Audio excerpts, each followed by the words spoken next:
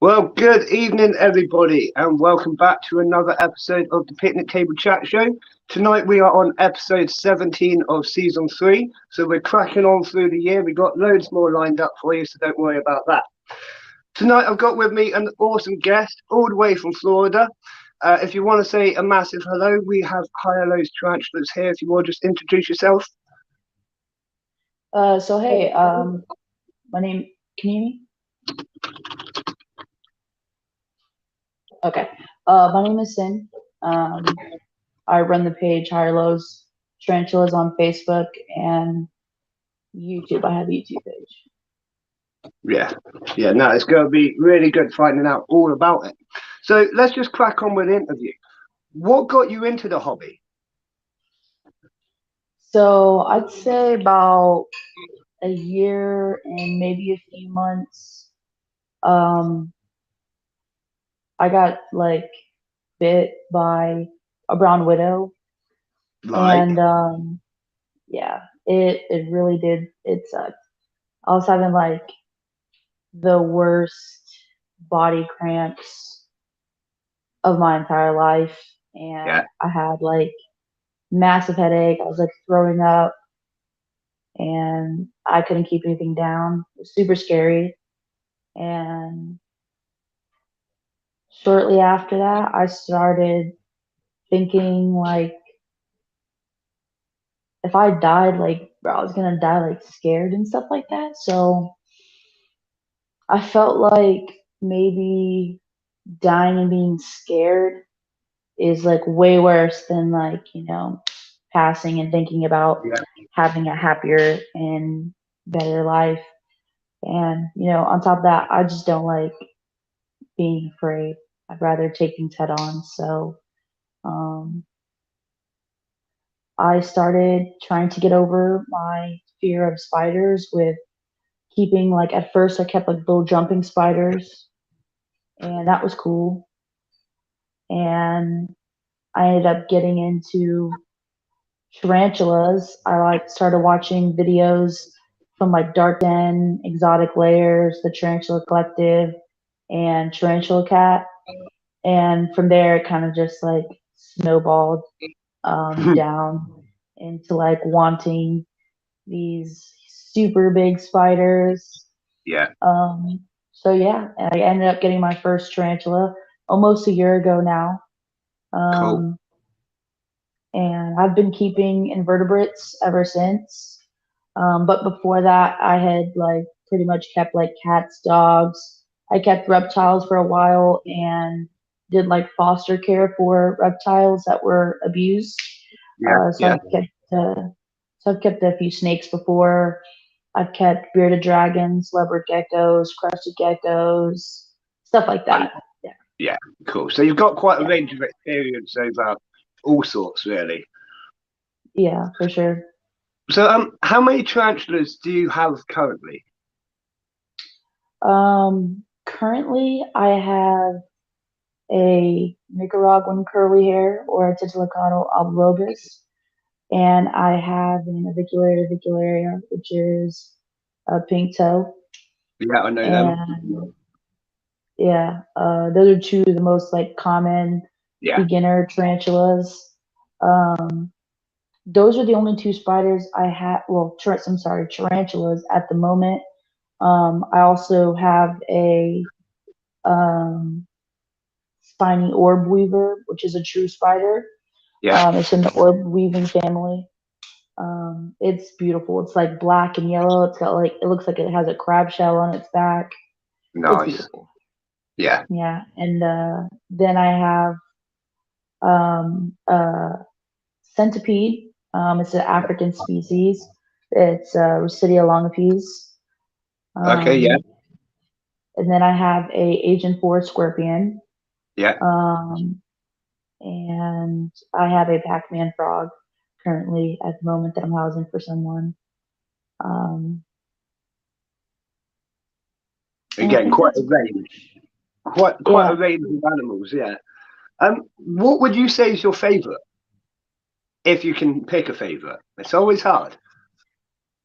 So as far as handleability, which I just generally choose not to handle any of my spiders Yeah. unless absolutely necessary because their abdomen is like a water balloon. And if they Yeah. fall, it busts and they die. Yeah. So generally, I personally don't like to handle my invertebrates that are super sensitive like that. So but if I had to choose as far as handleability, my pink toe is an absolute sweetheart. Like super tolerable, doesn't even try to rub its hairs off on me, anything like that. I mean, she's really stubborn. Well, I don't know what gender it is yet, but because it's too young, but super tolerable, you know, just chills out.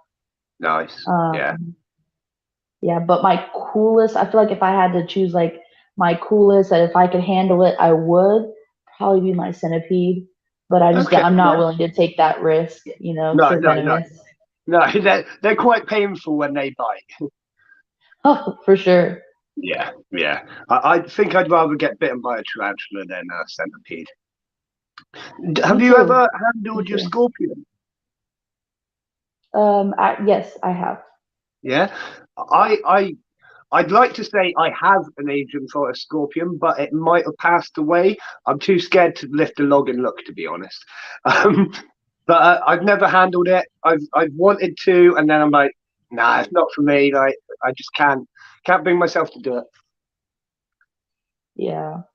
That was definitely probably one of the hardest things that I've had to overcome, especially with my fear of invertebrates after I got bit by that spider, which is, what I'm saying, crazy how the whole thing went down. Like I was in the porta potty at work and I was about to sit down and use the bathroom and I felt something on the Yeah. back of my thigh, and I like immediately grabbed it out of instinct, and I looked in my hand, and I was like, oh, and before I had a chance to react, it bit me I mean, I held it, you know what I'm saying, in my Yeah. hand, so it automatically just bit me.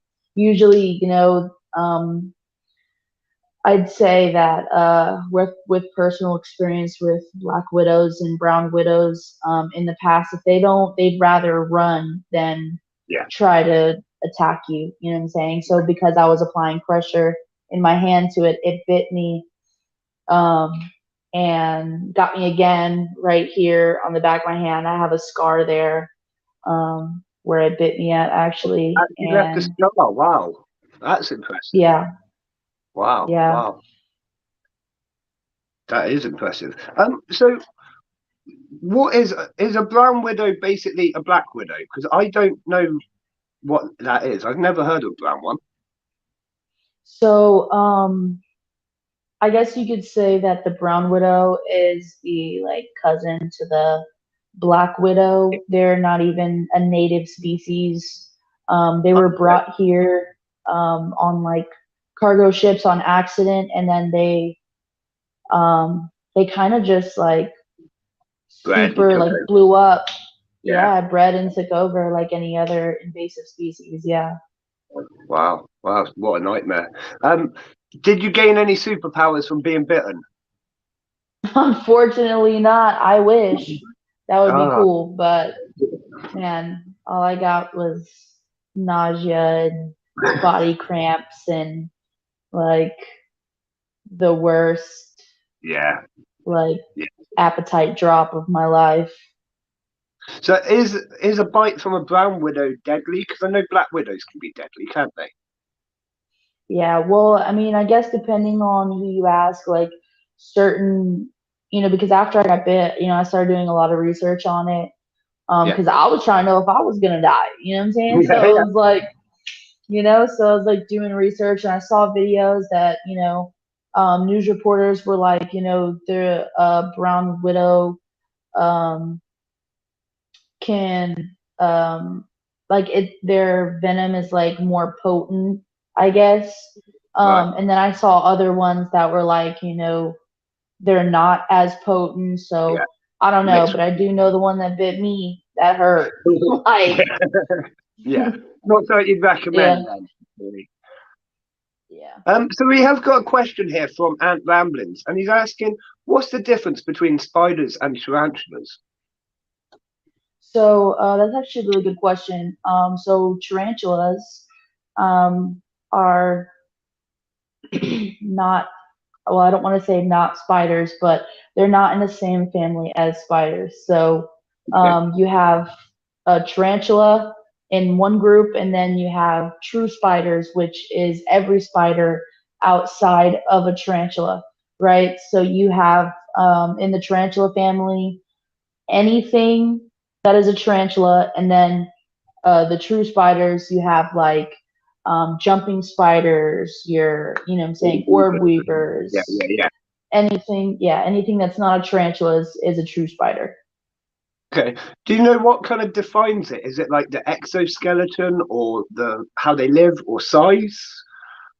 Right? So one big difference between a true spider and a tarantula is that the tarantula's fangs, when they bite food, when they eat their food, it's more of a like their fangs go up and down, Right. and as Yeah. far as true spiders, they mainly like Like pinch, that. you know what I'm Yeah. saying? Yeah, Yeah. yeah. Okay. So that's That's really one big interesting. difference. That's Yeah, really interesting. I would have never thought of that, but now you said it, it kind of makes yeah. sense. And like you And see it in all the movies, don't you? They're like, ah. yeah.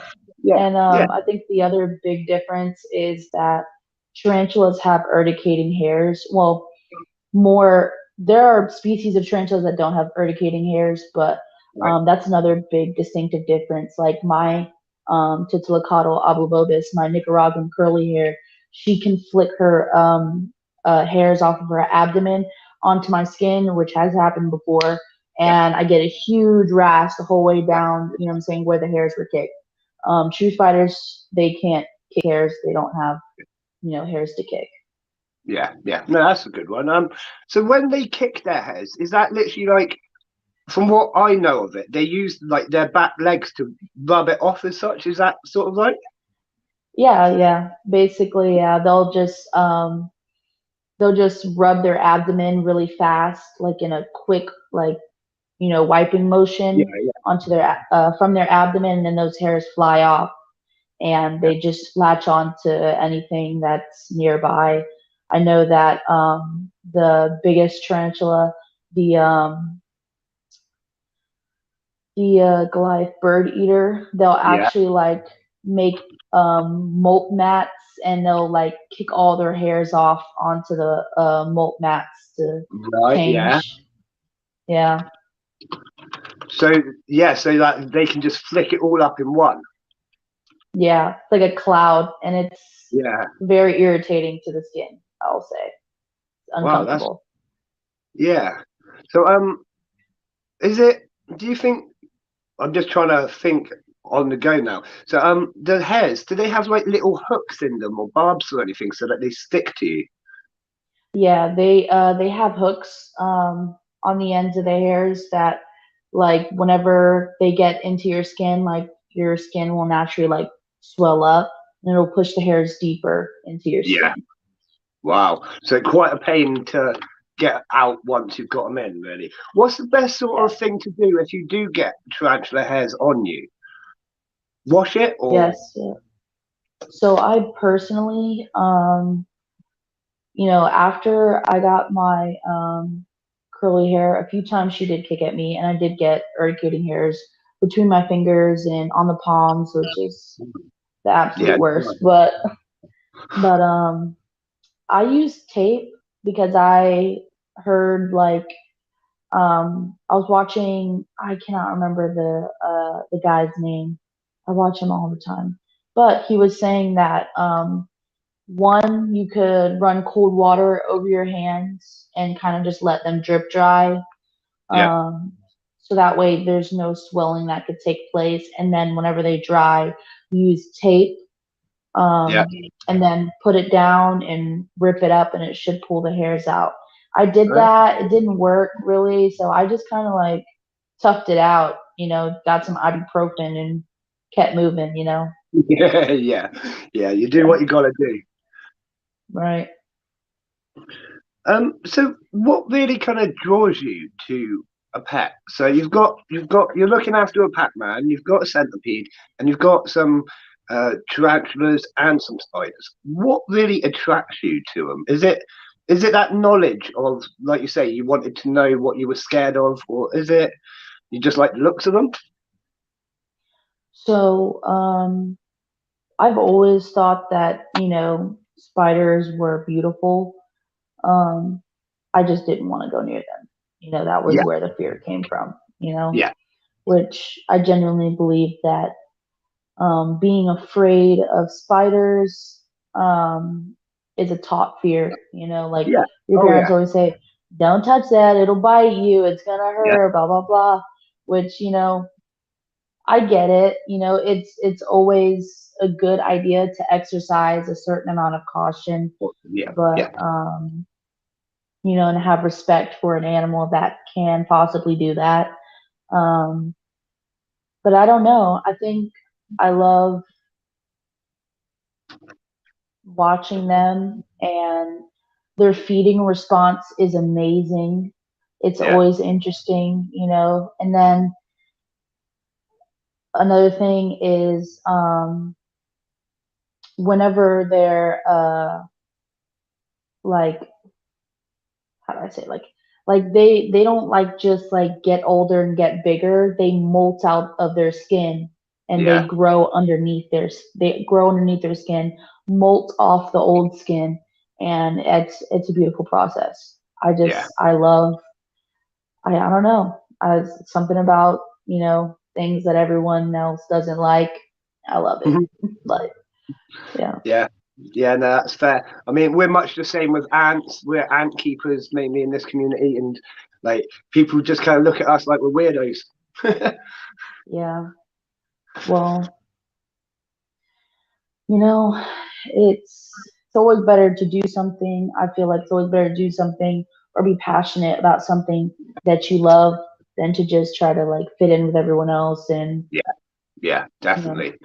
Definitely. I mean, I'm very passionate about my ant keeping, and like everyone in the community knows, like I'm nuts about it. I'll talk for hours and hours and hours. You can't shut me Yeah. up sometimes. So let's talk a little bit about this Pac-Man that you're looking after. Is it hard to look after? So you definitely have to stay inside of some humidity parameters, um, because they're like frogs. So, Yeah, the humidity is a big thing with them. And my frog is an absolute cutie. I mean, he's very easy, I'd say, to take care of. Um, it's not super hard for me to stay inside of those humidity parameters. yeah. And he eats really, really well for me, actually. His name is Pete. My friend uh, got him, and I'm taking care of him for a little while. So um, he's been great so far. What kind of things do you feed them? So I feed him things like roaches, Yeah, wax worms, mealworms, um, with calcium powder dusted on them and stuff like that, yeah. so that he can get his vitamins and stuff.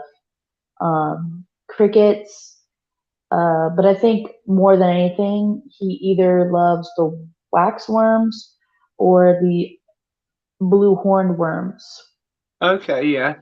Yeah. Do you think that's just like what they'd have more naturally outside? I mean, I suppose they'd have crickets and stuff, wouldn't they? But I know Pac-Man, or I know frogs in general love worms. Yeah, yeah. Anything wiggling. I They think can it grow is quite. that they move. They can grow quite big, can't they? They do get a decent size. I probably wouldn't say too big because the frogs down here in Florida where I'm at, we either have like really big toads or Right. like, the really like big green frogs, so Yeah. um, I wouldn't say that Pac-Man frogs get too big, um, but they do get a Yeah. decent size. Yeah. Yeah. Yeah. Bigger than the. Well, we get little ones over in the UK. We don't really get massive things. We get kind of large toads, but not compared to what you've got over there. Oh Our yeah. frogs are like that big, sort of thing. Yeah, we get toads the size of your fist, probably. Yeah. Yeah. I can't even imagine them, to be honest. We get nothing like that in the UK, not really. Yeah. So you said you're keeping it for a friend. Is it going to be like a long-term thing, or is it just a few weeks? Well, she works a lot, so I try to like, she got the frog as like a gift, and taking care of the frog and making sure that it had the best life that it could possibly have, on top of working all the time and school and stuff like that. I think it got a lot for her, so I'm holding it for her and making sure that it has the best life possible, while it's in my care. Yeah, no, that's fair enough. The reason I was asking is because you've just started a YouTube channel, haven't you? And I was really hoping to see like further updates on the Pac-Man frog. Yeah. I know that when I dropped that YouTube video, I completely forgot to edit in the footage of me feeding Pete the frog, and I was like, darn, because someone messaged me and was like, dude, I just saw your video on YouTube. It was cool, but you forgot about Pete. And I was like, I fed him. I forgot to edit that footage in because I did him like last. And the way I do my videos is I like record the feeding, stop it. I do another video, record the feeding, stop it, and I kind of put it into the video where I feel like it belongs at. And Yeah, I forgot to edit in the footage of me feeding Pete. And we'll do yeah, it. We all do it. I forget stuff all the time. Like some of my videos are only half done, I swear. It's all good. I still enjoyed that video. You've only got the one video, is that right? Yeah, I plan on posting weekly. Um, I have just been super swamped lately. So I think that my next video will probably be up by next weekend. I'm gonna do Yep. another feeding here soon and do some Q&A time in the video. I know that some people had emailed me with some questions, and um, I wanted to address those questions. They were, stuff like how'd you get into it. So I guess I'll do like a story time, stuff like that, and then of course I'll feed Pete, and I'll remember to put him in. So Brilliant, brilliant. Yeah, so if anyone's in the chat and fancies doing us a favour, go over to Higher Lows Tarantulas on YouTube, drop a little subscription because it's a fairly new channel and you know how we like to share the love on our streams. Um, so moving on again, we got to see a little bit of your centipede on your video, and you mentioned that they have a tendency to chew through plastic. Now, has it ever escaped? so funny question. They actually gave him to me in a little deli cup. That's what he was living in when I purchased him. Um, and I I was like, you know what? I don't really like exactly the conditions that he Yeah, was living in. I'm gonna give him a better life. So I took him home. I did a bunch of research on him before I rehoused him. I think I was off work for like 3 days, and I just did nothing but research on the centipede because I normally will not impulse buy animals that I haven't done a whole lot of research on. I yeah, had, enough knowledge about it that I felt comfortable purchasing. So, um, but I didn't exactly like that he kind of had no room, to move around a whole lot. He didn't have um, like I didn't see a whole lot of room for enrichment in what yeah. he came in. And yeah, he's probably about like this big, but they had him in a little container this big. So I was like, Right. that's Yeah. horrible. So yeah, so I took him home, and I remember watching this YouTube video. I was like watching the video, and the guy was like, yeah, but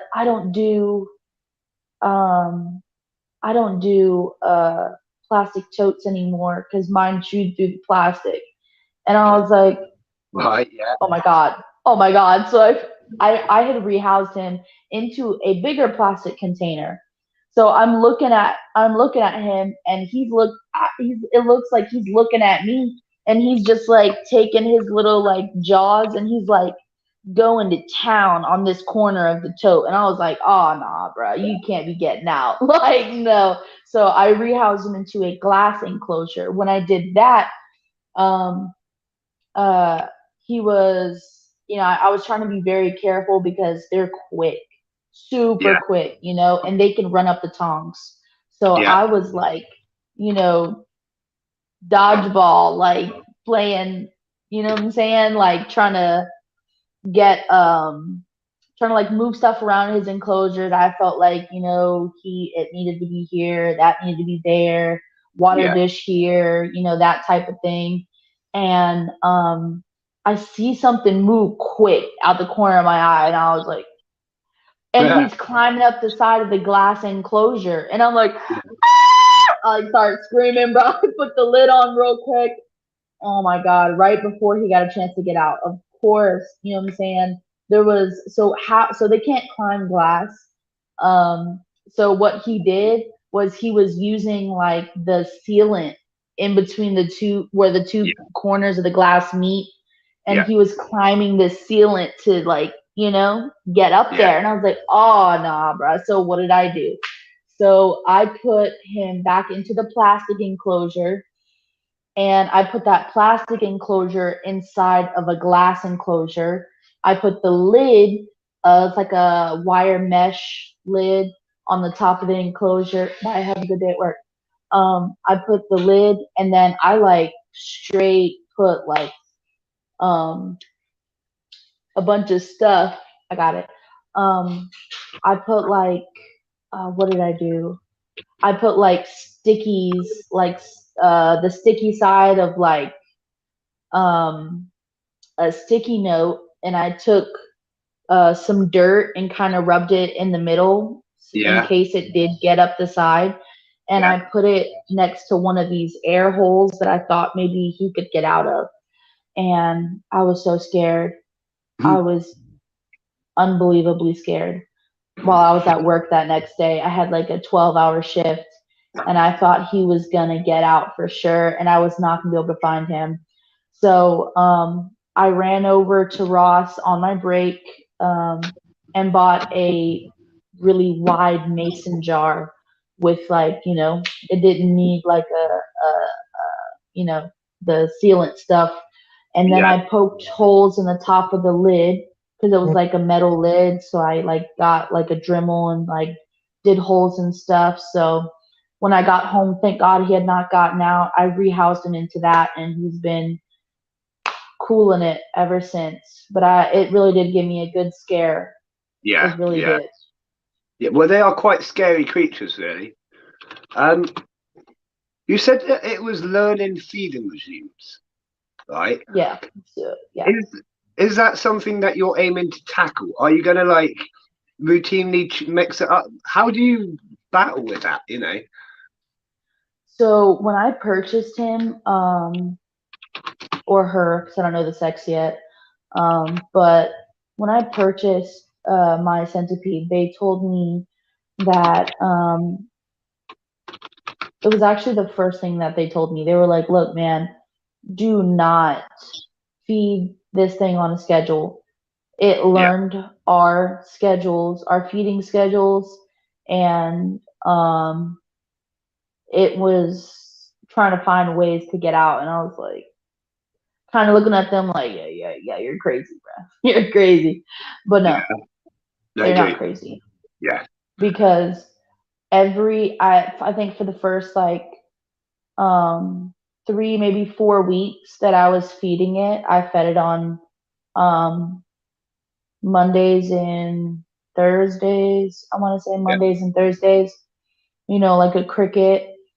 And the last two times that I fed it, like it's always under the dirt. But the last two times I fed it, it was It's like waiting. Yeah. waiting. And I was Yeah. like, no, you ain't gonna get me. Ain't no way. You know what I'm saying? So I started having to switch it up because, Yeah. like I said, they can run up the tongs and try, like, I can't even imagine how I would, Get because it it's not back. like you could just it's not like you could just, oh, it tries to run away, so you put your hand in front of it, because what they do is they do these things called like tester bites, because they're blind. Right. So um like, even the wood that they climb on to make sure it's sturdy, they'll bite it, you know. Right. Okay. They'll bite Yeah. it to make sure that it is a sturdy surface, Yeah. and yeah, it might not inject any venom in me. It might be a dry bite, but I'm not willing to risk that, No. No. No. I wouldn't either. No. Not a chance. Not a chance. Oh dear. So, what really attracted you to buying a centipede then? Um, honestly, You I've just thought. always had like, Sort I've of, always had. Oh, I'm sorry. Go ahead. no, you go. Go. Go. That's just me talking. I've Don't worry.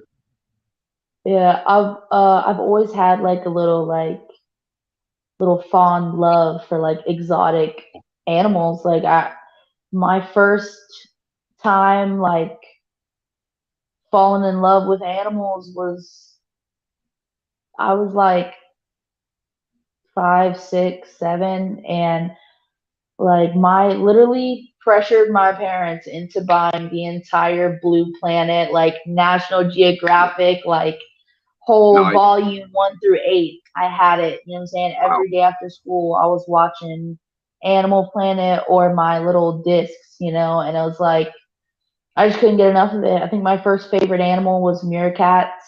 And I always Nice. told my mom, like, for Christmas, get me a meerkat. Yeah, so I've just always loved exotic animals. And then Yeah. that on top of, the fact that I didn't feel like it was housed adequately.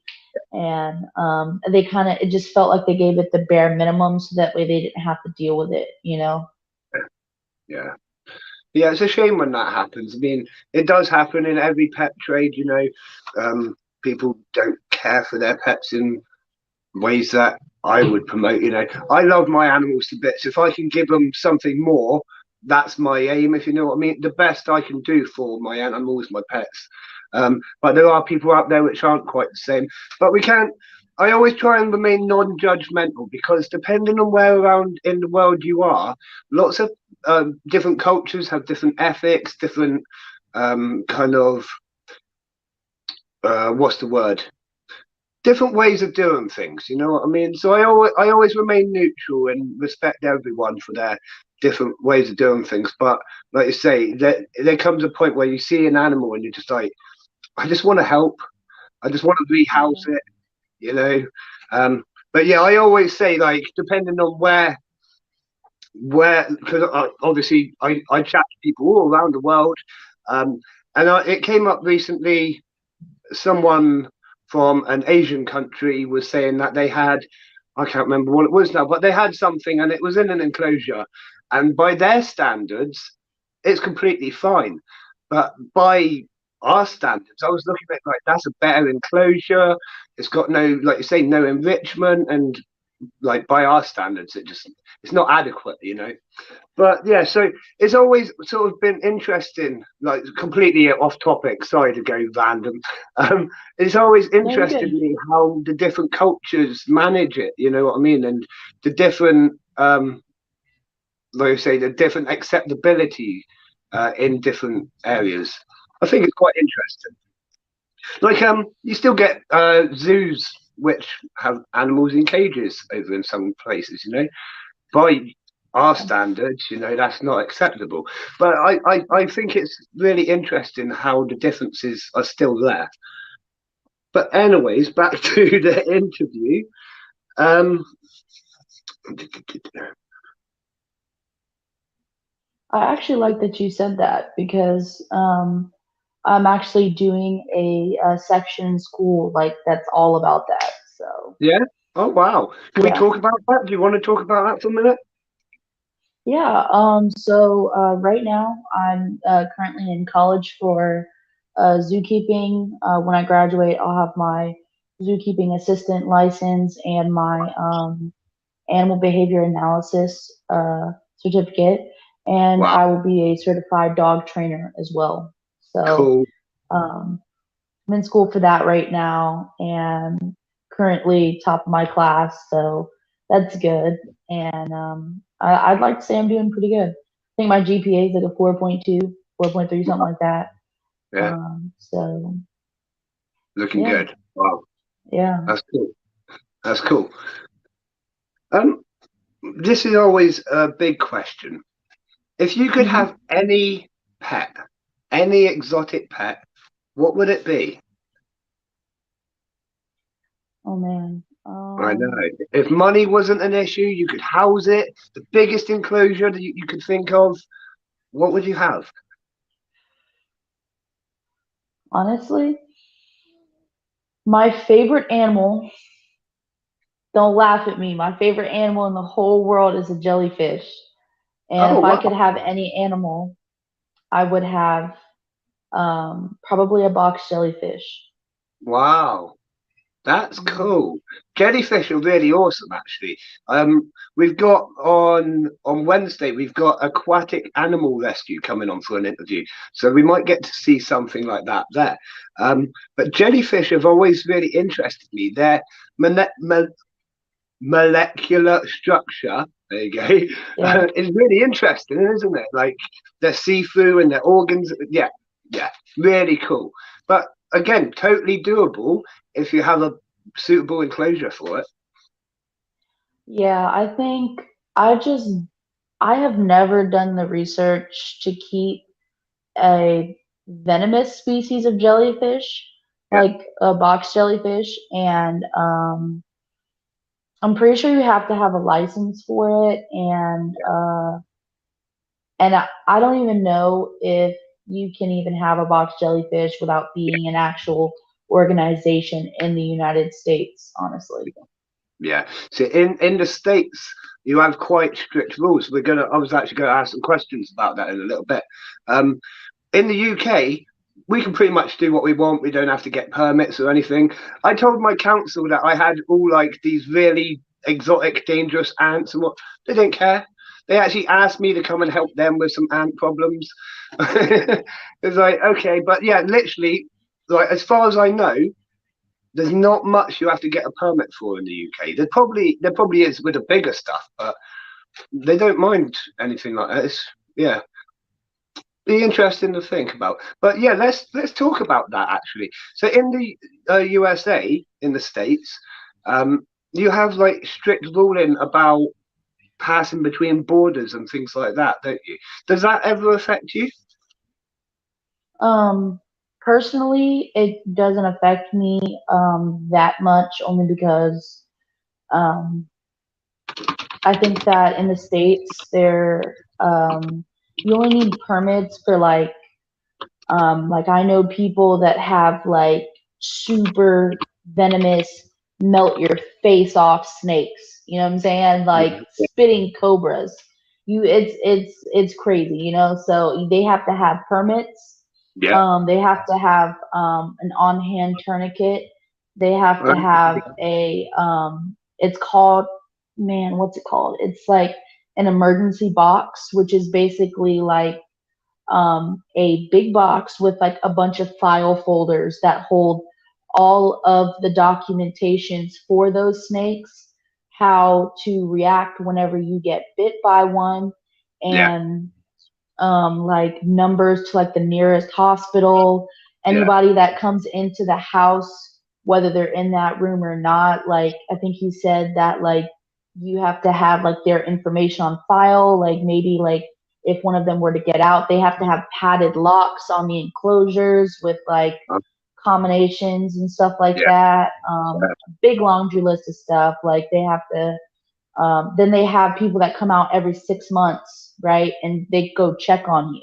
They're yeah, like, they make sure that your enclosures are up to date, or that they're being housed properly. And then you got like, they're making sure that your files are up to date on all of the snakes and stuff like that. I'm going to be getting soon a six-eyed sand spider, which is arguably one of the very top most venomous yeah, yeah, spiders that you could own, yeah. basically. I mean, I think next in line is like the Sydney funnel web or the Brazilian wandering spider, which I don't know anybody personally who's crazy enough to keep a Brazilian wandering spider, um, but yeah, so I'll be having to get. I don't think Yeah, you need a permit, but I do think that's a good yeah, safety measure to install. The whole file box thing. yeah. So I'll be getting one of those soon. Whenever I get the six-eyed sand spider, as well as what do you call it? Like um, sorry, it just left my brain. It was gonna be Right. something else, but But yeah, no, that I'll have yeah. I like that. I like that. In the UK, I don't think you really. Obviously, I'm not a snake keeper. I don't know about the actual ins and outs of it. But from what I know, you don't need all of that. Like, you don't have. You don't have people come and check on you. I really like that actually. Although it can seem like a bit of a pain in the butt. There's a lot of hoops to jump through, isn't it? But I like that because it's safe for both you and the animals. Like, I think that's a really good idea. I think, yeah, it's not a bad thing, is it? Yeah, it's definitely good as far as safety is concerned, and not just some, you know, like just some random person, oh, let me sell you something, Yeah, that way, yeah, you have to have a permit for it. You can do, jail time if you're, caught with stuff like that and you don't have a permit for it. And then I think you also have to have permits to own like um other exotic animals that maybe aren't venomous but can give you, a nasty bite, like a raccoon. You have to take a class B or C certificate. You have to pass it and get your certificate to own a raccoon. Which one of my friends recently just did. They got their license, and then they bought the raccoon from what was it? Panhandle Exotics. They're pretty right, good yeah. over there. They got like an emu that walks around the store. So What? cool. So Th- cool. What?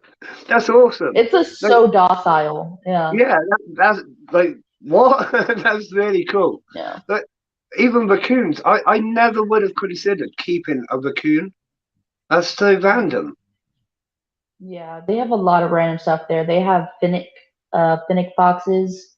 Right, I don't yeah. know what the plural is for a fox, but that finnick Foxy. fox babies. They got like um they have a sloth. They have like kinkajous. Yeah. Um, yeah, it's crazy. They got like a bunch. When they said Panhandle Exotics, they really said exotic because when you say, "Oh, I keep exotic pets," not everybody goes straight to you have a sloth or you have a Yeah. raccoon. They're thinking like, "Oh, you got a snake, you got a spider," Yeah. So yeah, Yeah. Wow.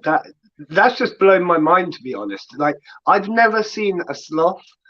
I think I've seen an emu, probably, but I've never seen a sloth. Wow. Like, not yeah. even in a zoo. I need to go to more zoos. um, do you ever still get scared of your tarantulas? Because you said obviously it was a fear of yours, and it is a massive fear for like probably 80% of the world. I don't know, a large population. Yeah, Do you it still get definitely scared of is. them? I think arachnophobia affects like uh I don't want to say that because I don't know how accurate that is. I think I read somewhere it was like 1 out of 5 people have arachnophobia, which is a big, Yeah, big part of the population of the world, and I get it. Spiders aren't like the cutest in the world, they got nothing on a dog or a cat or a kitten, yeah, but and there are times when I do have a general fear, not really for like, oh, I'm scared of it really, but, am I giving my animal the best quality of life? Am yeah. I, is there more research I can do? Is there more, steps I can take to ensure that I nor the spider, have to be stressed out or, anything like that. As far as being afraid of the actual spider itself, I still do kind of feel like um, maybe I don't know. I feel like that's also a part of handling, because I don't feel comfortable ever handling a spider until I know its demeanor, So if I have a new spider, I generally have a fear, or I don't want to say fear because that kind of makes me sound like, oh, I'm scared of spiders, but it's not that I'm scared of it. I just want to learn its behaviors, Respect it, before I I'm think. just like, yeah, I just I want to exercise a certain amount of precaution, Yeah. when I am with a spider. Yeah. Yeah, no, I think that's right. I mean, some of my ants, like the Asian bullet ants, they would really hurt if they get me. Some of my other ants, like you say, you just gotta respect the animal. You know, they are wild, although they're captive, they are wild animals. You need to respect that, learn, like, give it that time to get used to you, you know, and so on and so forth. I think that is a great answer, to be honest. Like you say, like, not rushing into it, respecting that animal, and yeah. Otherwise, you're more likely to get bit or something stupid, aren't you? If you just go diving in, that's it. Yeah. It definitely depends, between spiders for me personally. Like, um, my Nicaraguan curly hair, Luna, when I first got her, she was very tolerable, docile, and then she molted, and Yeah, she was bigger. And I was like, I remember one day I was like, I had my hand down into her enclosure and I was fixing the water bowl and trying to, pat the substrate down a little bit. Usually she doesn't move, she just sits there like a rock. She ran at me, like, yeah, and yeah, curly hairs, they're like when you ask any professional that deals with tarantulas to give me your top 10 beginner tarantula, number one, I guarantee you, within the yeah, top three at least, is going to be a curly hair, because most a big variety out of a big variety of spiders or tarantulas that you have, the curly hairs most of the time will be very docile, not, gonna throw you a threat pose, every time you take the lid off or whatever have you. But um, mine, after this last molt, she has threat posed me. I've never seen a curly haired give a threat pose. I didn't know that was possible. I'm just playing. Of course, I knew it was possible, but like she threw me a threat pose, and I was like, I've never seen nobody's curly hair throw them a threat pose ever, like ever, and um, even I've seen like people pull egg sacs from curly hairs and they've never threat posed them, oh And yeah, I don't know, so definitely behavior from molt to molt is different with different spiders. So if I'm not 100% sure with the demeanor of the spider, I don't feel comfortable yeah, just putting my hand in there or just, not taking certain safety precautions. yeah, yeah.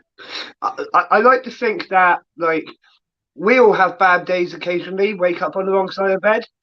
What's to say that they don't? You know, it could Right. just be an off day. Yeah, I always kind of think that my aunts might be having a bad day. You never know, do you? You just never know. And it's something I always say. Like, there's no real,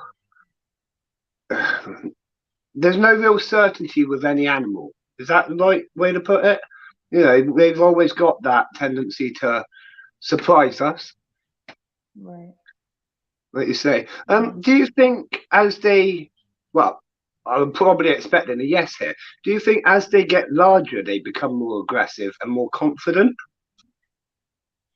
Um, I genuinely, that would depend on the species. I do expect that my curly hair will go back to being docile with a few more molts or even the next molt, But there are definitely species of spiders that, they're pretty laid back, when they're slings or even as juveniles, and then, they reach sexual maturity, and then there's all that tension built up in them, and Yeah, they do tend to throw more threat poses or not be as afraid of you, so.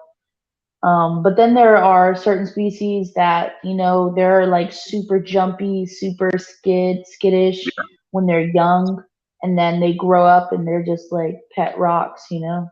yeah, yeah. So I always wanted a Goliath bird-eating tarantula. The wife said no. Like the day she moved in, she said no, no way. And I was like, ah, but it's always been a dream of mine to have one, even though I am scared witless of something that big. You know what I mean? I can deal with little spiders. I've never held a tarantula yet, so I'm not quite sure how I'm going to deal with that. I might be alright, I might not. But yeah, I want the Goliath one. One day when the wife allows it, and like I've eased it in with the ants, and now we've got like other stuff like the millipedes and the crabs and scorpions and so. We'll get there. We'll get there. I'll put in a little jumping spider first and build up. Like she won't. Yeah. It'll be fine. Start out with a jumping spider. Ease her Yeah, into it. Jumping spiders are cute, you know? yeah. That's it. That's it. They're like with their little eyes and fluffiness, and yeah, they're really cute, aren't they? That's the right word for it. Yeah, they're adorable. I just posted, well, this was a while ago, but if you look on my Facebook page, I posted like this like commercial for the Google Pixel that they had the little jumping spider in. I don't know if you saw it or not, man, but that is if you show your wife that video, it'll melt her heart. I promise you. It melted mine. And I know people that are scared of spiders. My mother being one of them. I showed her that commercial and she was like, "That's kind of cute, but not in my house." And I was like, okay. Yeah, So yeah, that's pretty much what my wife says. Like, oh, it looks nice, but I'm not having it. But you wait, you wait. Like, all you gotta do is like, I don't know. I'll give her 20 quid, send her to the shops, sneak it in. It'll be fine. It'll be fine. right. Um, we've got a question here, I believe. If there is any more questions in the community, please do send them in now because we're heading towards the end of the interview. Um, Ant Ramblings, I'm just going to bring this up on the screen. I have been secretly researching tarantulas. Shh, I shouldn't have said that bit out loud. I'm sorry. Um, would would you consider the most docile, please? White. What's the most docile? White knee or a curly hair? Well, those are both very beginner species. I highly suggest both of them. My curly haired, you know, demeanor will between spiders, will change. And then even in that one spider that you get, they could have a molt and they're like super crazy, or they'll go back to being docile after another molt or whatever the case is. I definitely suggest, man, those are both really good beginner species. Wow. Yeah, Um, he's done his research. are those are those the are those the only two that you're able to get, or are those the only two that you wanted, um, or that you felt like you were ready for?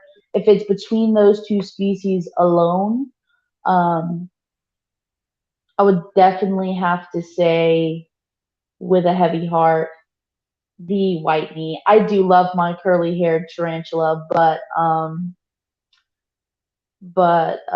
there's not really that big of a difference between care and husbandry before between the both of them. But those are two very top beginner species.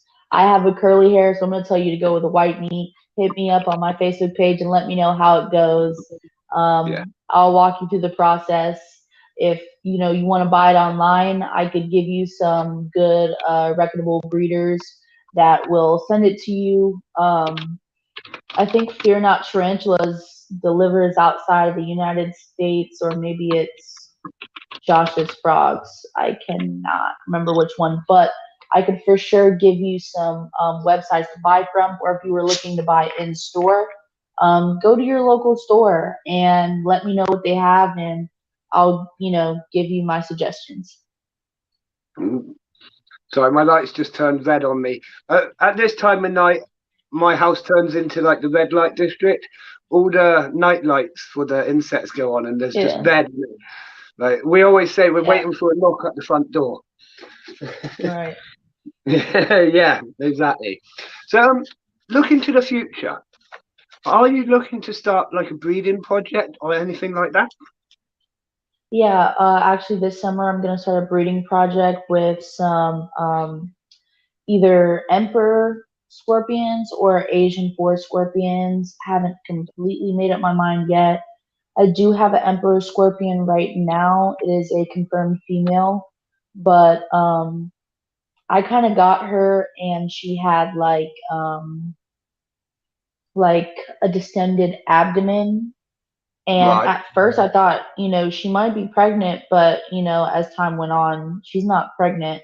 She either has a parasite, which is why I have her in quarantine, or she, you know, there's something really wrong with her, Yeah. maybe swelling from a bite or something, or whatever the case is. I've talked to some other breeders about what it might possibly be. They have suspicions of it being a parasite. So she is in quarantine. She is by herself. She's the only scorpion I have, so she's by herself anyways. But I even have her separate from my Yeah. other Yeah. invertebrates, in case of anything. So we're monitoring her and making sure she's good day to day. Um, her appetite is not that great, so we're definitely keeping an eye on her as far as that is concerned. Yeah. But I am um, going to get a confirmed male emperor scorpion soon from a friend, and I have another friend that has scorpions, and she would like to pass on her female emperor scorpion to me. She said I could do whatever, it doesn't matter. She's just going away to college and didn't want to take the scorpion with her. So, like I said, I do some um, work with fostering animals that either don't have homes, especially invertebrates, because you can't take an invertebrate to a shelter, to my Yeah. knowledge. No. So and I'd rather take care of it and it have a good place to stay, with someone that I actually take, really Yeah. good care of it than to just give it to someone and they not take care of it. Yeah. Definitely. Definitely. Um, is there, sorry, really random question, this one. Is there many shows that you can attend over where you are? Because I know over here we've got quite a few exhibitions and conventions and that sort of thing. Is there anything local to you? So, Repticon is a big thing that's out here, um, especially, in Florida, Yeah. in general. So, but as far as um, reptile or invertebrate exhibits and stuff like that. Not to my knowledge, I want to say. Just Repticon is the only thing that I know of in my general area. If anyone else knows of any others, but I'd be happy to know about it. I wanted to take off work for they had a Repticon show exhibit in Jacksonville, which is like 3 hours away from me. And I Well, was trying to okay. take off work that day, but I didn't get the day off, so I couldn't go. That's where I was gonna pick up my first, well, not my first, because I've kept snakes before, Yeah. but a new snake, I guess. Because I don't have any snakes right now. When I moved away to college, I had a bearded dragon, a ball python, and a king snake. Um, Nice. so, when I went away to college, they went away to good, Yeah. hands. So, um, I don't have any at the moment, but I'm going to be in the market soon for a pet snake. So, yeah, there's that. Yeah, that's all right. One last question, and this is the last question that I've got written down. So if anyone does have any questions, send them in now. Um, I've heard that sometimes they might remove fangs of tarantulas. Is that correct? So when a tarantula molts, their fangs are pretty much very, very soft. Right. And they can lose a fang if you try to feed them early and the food fights back, if you know what I mean. You know what I'm Yeah. saying? Because they can't pierce its skin, And if you're feeding it like something with a hard exoskeleton, I'd say like grasshoppers or crickets or roaches and stuff like that, um, they can't, their fangs are really soft, so they can't pierce it, to kill them. So, um, if you did feed them something and it lost a fang, it could grow its fang back. I think, Okay. excuse me, it could grow its fang back with the next molt. I know that they can grow their legs back with a molt Yes. Yeah. or two or three molts, but as far as people clipping their tarantula's fangs, I've not heard of that. I'm sure that it's not impossible, Yeah. um, but it is highly unsuggested because then it would They can't eat. die. Yeah. Yeah, they can't eat, and unless after tarantula molts, they're really skinny. They're supposed to eat, Yeah. So if it can't eat, then That's I it don't done. see how it could survive. Yeah. Yeah. Cool. So hopefully, what I've heard is just a myth, and it's not a practice carried out anywhere in the world. Hopefully. Hopefully. Brilliant. But that is the end of all of my questions. And I want to say a massive thank you for answering them all. You've been an absolute star, giving great answers as well. Is there anything that you want to share with us? Um,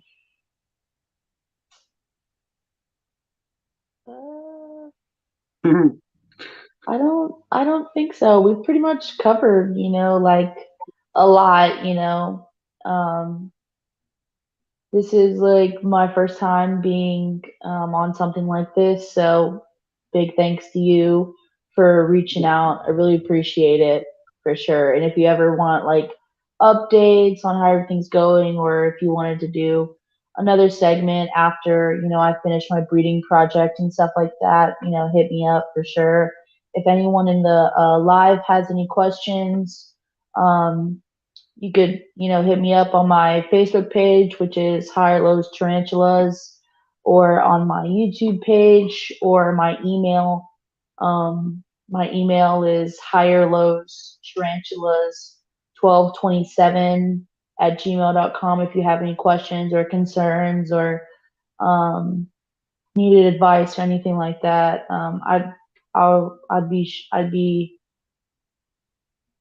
stumbling over my words. I'm sorry. We'd be happy I'd to help. be I'd be happy to help for sure. Yeah, cool, cool. I have had a quick question come in from one of our viewers.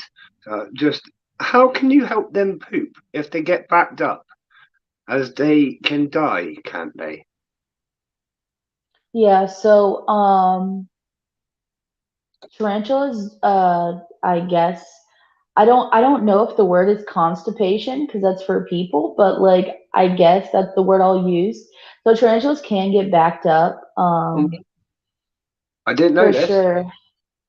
Yeah, they can get backed up. I've seen people's like tarantulas get backed up and pass because Oh, there's wow. no, Yeah.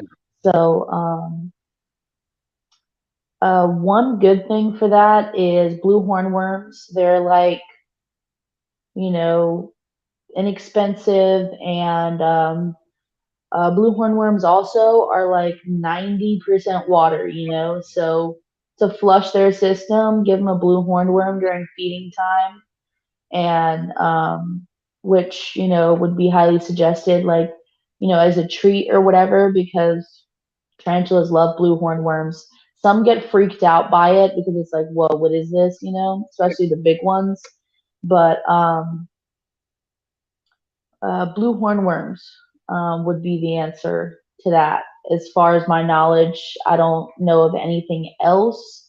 I do believe that, if I'm not mistaken, that a big reason they get backed up is lack of water. They're not taking in enough water. So make sure their water bowls are full and clean once a week. And blue hornworms is my suggestion. Cool. Brilliant. Thank you. Thank you for that. I'm going to let you go. I'm going to close the interview there. Massive thank you. Honestly, it's been a really good interview, and I've learned loads of stuff tonight. I don't actually know much about tarantulas at all. You might have noticed. So yeah, really, it's been a great interview. Really enjoyable. Thank you so much for coming on. For sure. Thank you. No worries. And if everyone wants to watch that video that I've posted, I'll post a link to the video again. Watch the video, drop a subscription, and let's get this YouTube channel off the ground. But I'm going to let you leave. I'm going to say thank you very much. Thank you, man. Cheers. Bye. Right, let's pop that one on. There we go. That was a brilliant interview. I hope everyone enjoyed that. I'm going to swap cameras about and move stuff because that's probably really blurry, isn't it? Who can actually see what's happening there? Not me. So let's swap the cameras over. So you get a blurry me, but a clear ants, because you know that's the more important bit. You know, not my beautiful face. Have you noticed my chest? I can breathe a bit better. I am dying for a cough, but when I mute it in a second, I'm going to have the biggest, almightiest cough you've ever known.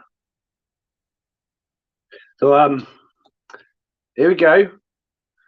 In fact, should I put on a 30-second timer? Let's get a 30-second timer on. And let's see if I can do it in 30 seconds. What do you reckon? I probably can't, to be honest. Hang on. I'm cheating now. I'm getting things set up before I... Right, 30-second timer is on now.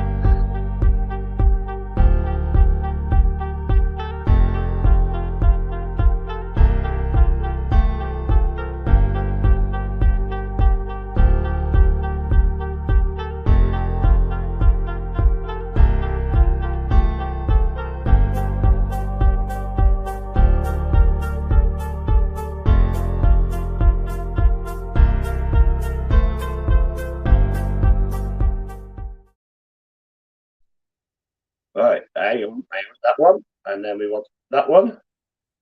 What? Is that better? Is that worse? I don't know. Hang on. There we go. I forgot to unmute. Oh, hang on. Got microphones going everywhere. Right, that's better. That's better.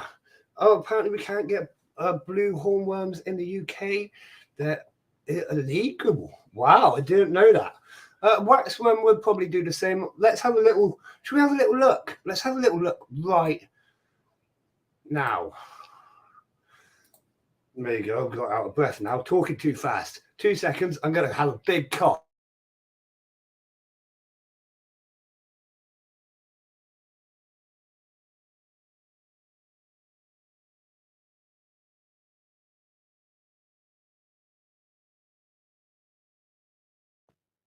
Wow, that nearly blew me up from the inside. I do have quite a few interesting things to talk to you about, so stick with the chat show. We're gonna have some duck races, blah blah blah blah blah blah blah. You can tell I'm in slightly a good mood tonight. Have you noticed? Lots to talk about, lots more energy than over the past couple of months. So much better to actually feel like. So tobacco hornworm, what is that?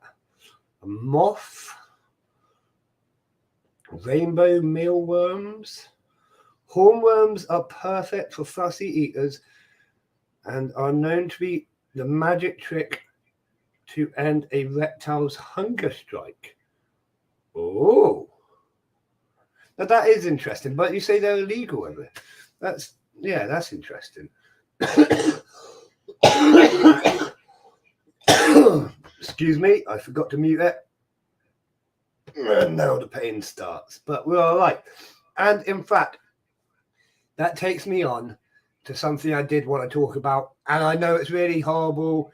I want to do a 2-minute segment just to raise some awareness of my conditions, just because why not? So as you all know, I've got loads of health conditions. One of them is, I always say I've got cystic fibrosis, but I've actually got the brother disease to cystic fibrosis that even less people have heard of. It's called bronchiectasis. It's a nasty disease, well, or long-term condition, whatever you want to call it. It screws with the tubes in your lungs, fills them with gunk and pus and all sorts of horrible stuff, which leads to recurring and ongoing chest infections, which over time cause damage and more damage to your lungs and make it harder and harder and harder. And then basically it stops you breathing in the end. So I just wanted to raise awareness of this condition, bronchiectasis. There is currently very little research being done, very little funding, very little care or support for people with this condition. I actually hold a Facebook group where I offer free workouts and advice and stuff, and share my experience with the condition, just because I don't believe there is enough support out there for people with these long-term health conditions. There's definitely not some of the funding behind it that other conditions might get. And that is down to a lack of awareness. Not many people have even heard of bronchiectasis. So yeah, that is it, basically. It's a long-term health condition. It affects a lot of people. There is no cure.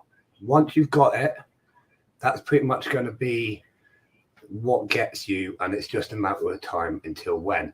The only things they can do are preventative measures and pain relief. Apart from that, there's nothing. Like I say, there's no, not that I know of, there's no like, you can ring this helpline to talk about your conditions. There's none of that. There's no extra support. And one thing that we have found, speaking amongst the community, is the lack of support for the mental side of it as well. Because when you get a condition like this, it can be a real challenge to even get up in the mornings. I'm super lucky. With my health conditions, I've used it as my fire behind my passion. I want to get everything done. You know what I mean. But other people, they might get this condition and it's the end for them. All they're going to do from that point onwards is be upset about it and depressed, basically. And there's not that support. So I just wanted to take, like I say, just a couple of minutes to try and raise a bit of awareness of this condition, because it is something that obviously affects me. It will be the end of me. And I just think that we could be doing better, even though I am a bit biased for saying that. But I have got many other conditions. I've also got emphysema and recurring HSP and osteoporosis and just about everything else you can think of. Doesn't matter. This is the one that matters to me, to be honest, because, like I say, no one's ever heard of it. And that is a bit of a kick in the teeth. The non-existent teeth that I don't have. Got no teeth. Again, part of my health condition. All my teeth started falling apart, so they just whipped them all out. Much easier. And it was really nice because during lockdown, when everyone was trying to get to the dentist, didn't have to worry. I had no teeth. It was nice.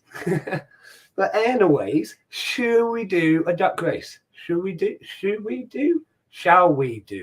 a duck race? Let's have a little racy race with the ducky ducks. But thank you all for listening to me rant about my health conditions for a minute. That actually, it means a lot to me that you would listen, if you know what I mean. And it's nice that you all show me such great support. Thank you. I do my best, I'll never give up. I'll never slow down until my last days, basically. I've had this condition. I was diagnosed when I was 17, little bit of backstory now. Diagnosed when I was 17. I was in a band that was on the radio. I was looking to do my degrees in college, so on and so forth. I was doing really well in life. And then all out of nowhere, this got me. I caught a weird eosinophilic pneumonia, which basically wipes out your immune system. And then from the pneumonia, I then developed all these ongoing health conditions. And it's been an interesting journey over the last 14 years. Very interesting, like ups and downs. I've had lung collapses. This side, this lung, it's kind of graphic, but basically they tear it up and they stick it to your rib cage so it can never collapse again. That was interesting. And the whole time I've always said, it sucks, but it won't be the end of me. It won't slow me down. It won't stop me. I'll push through until I can't push anymore. And the main thing is, like I say, I've used it as my passion to kind of my fire. You know what I mean? So instead of just doing one project, maybe 2 projects at a time, I'll take on the world, as you may have noticed. And I don't mind doing that. Right, let's have a little duck race. So we have 7 people in the chat at the moment. If you want to get involved, all you got to do is shout out a number. I'm going to put 8 ducks in just in case someone else joins whilst I'm setting it up right now.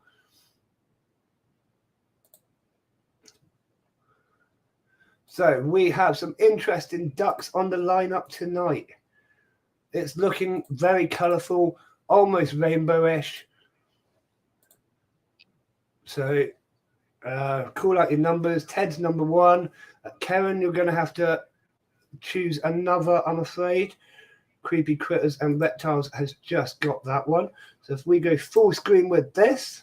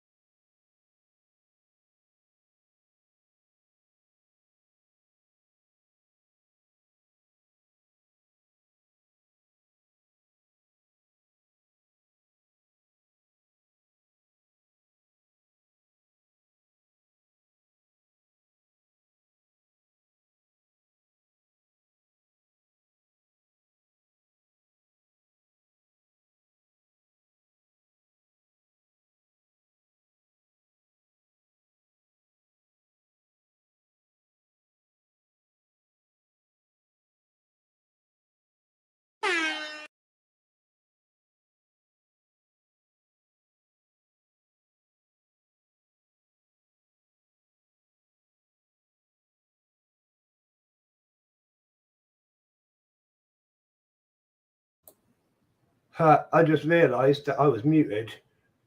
How long have I been muted? I've been chatting for the last 5 minutes. I don't know. Whoops.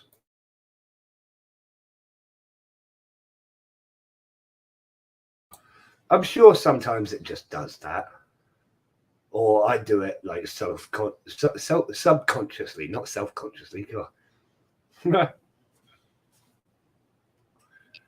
Everyone in the chat, I just want to say you've been absolutely awesome tonight as well. Thank you very much. Thank you for the questions and engagement.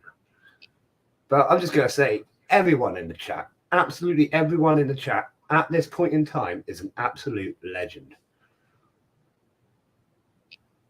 And I do honestly appreciate you coming into the streams and supporting what we're trying to do here.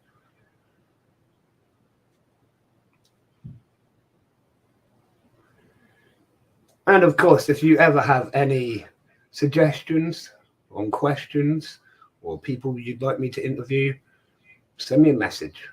I'll always do my best. Purple duck there, just creeping out ahead. Number 3, Mark. Oh, they're all dropping off.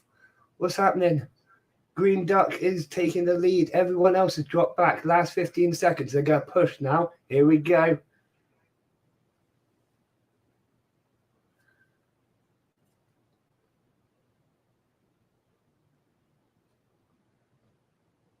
And we have a winner. Number 7, Ant Ramblins. Well done, Ant Ramblins. And in fact, I did say the other day that I was going to do a giveaway tonight. So let's have another duck race very soon, and we'll do a little giveaway. For, shall we say, oh, that's a hard decision, isn't it? What should I give away? I could do a Formica colony, or, well, how about this? If you win, send me a message and we'll sort out what you win. Basically, you're going to win a queen or a colony or something, but I've got quite a few in. You know, I don't want to send you something you don't want. So if there's a queen, I don't know. If you want to get involved, we'll do a duck race very soon. And if you win, you can pick a queen off the website, basically, within certain parameters. But yeah, there will be a prize for the next one. You know what I mean? I'm trying to say, oh my God, my brain's going 100 miles an hour on other subjects. So trying to think about this is not right. Anyways, who saw Ant Ramblins has never won a duck race before? Well, that's like, I don't know, super exciting times. Kind of. Hey, me in the corner. No, I want to be in the corner. That's better. So we can actually see what's going on in the tank. Those bullet ants have been tearing those roaches to pieces. And you may have noticed I haven't shown you the big multi-species tank in a while. I'm not going to either. They're under a massive building project. Like, they're building loads, like at least half a foot of extra nesting space has now been taken. It's amazing. So I'm going to be doing a big update on that as a proper video very soon, and then we'll start watching it again. But until that point, I'm not showing you nothing. You should do creepy critters. Yeah, creepy critters. You should definitely come on. Tom, any advice to make my new poly dives grow fast? Heat and humidity are, I know that's like obvious. They love heat. Closer to 30 degrees, the better. Like mine, where they've chosen to nest, right? Out of the whole space of the tank, if you imagine the tanks like that, only in like that part in the middle is where the heat pads are. They're right up against the heat pad. So that's like 30 degrees, boom, right there.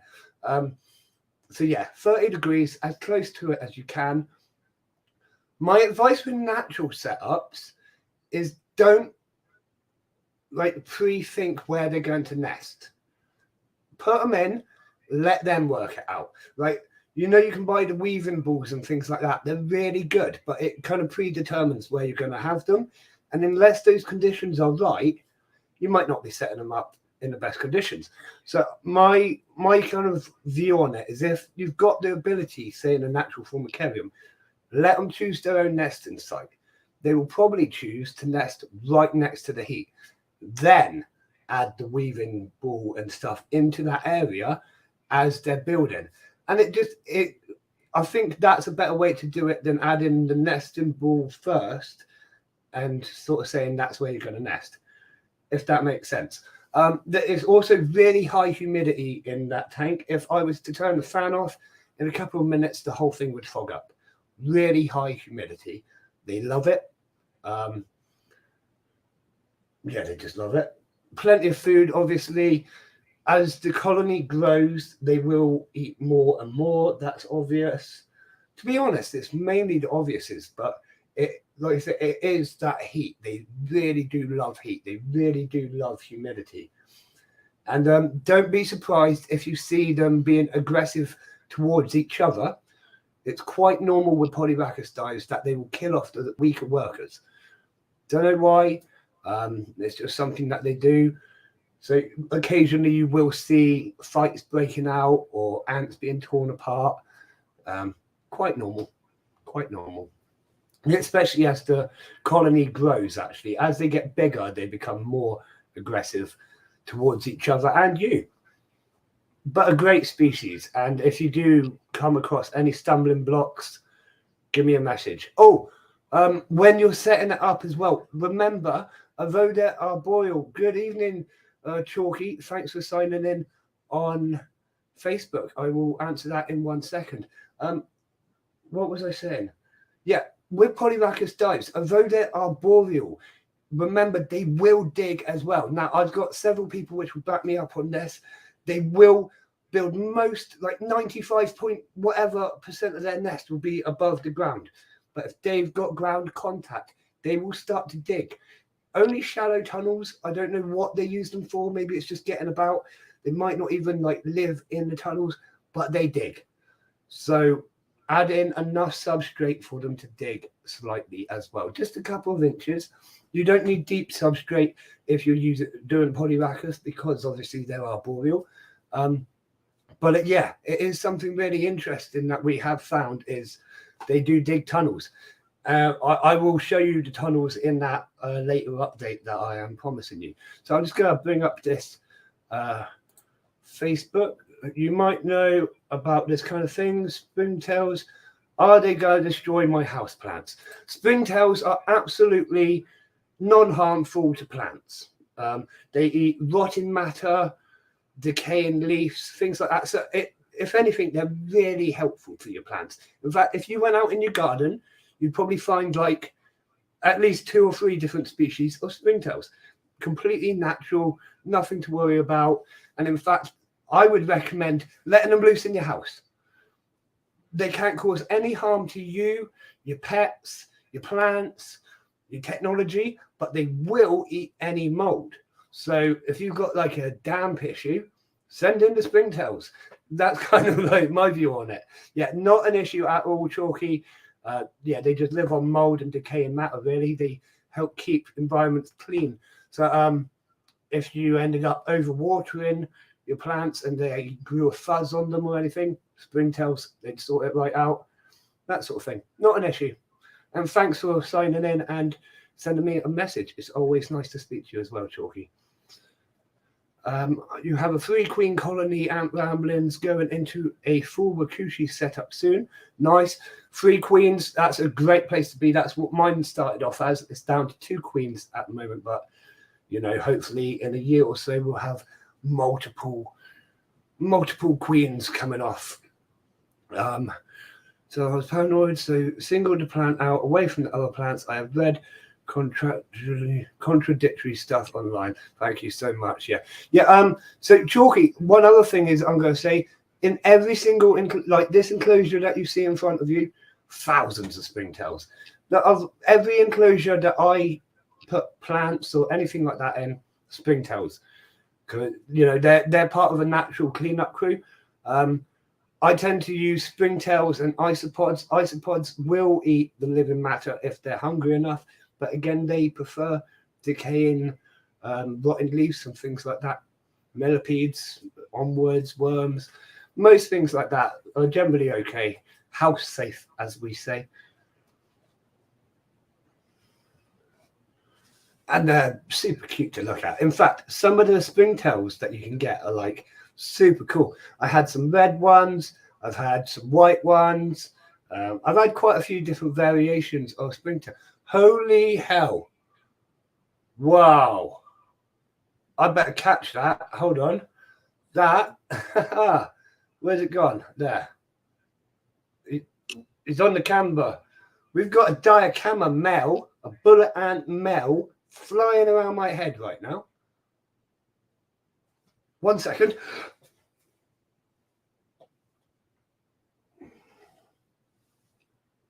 It's literally flying around behind me. That's not great. Oh dear. How can more queens be born into a colony?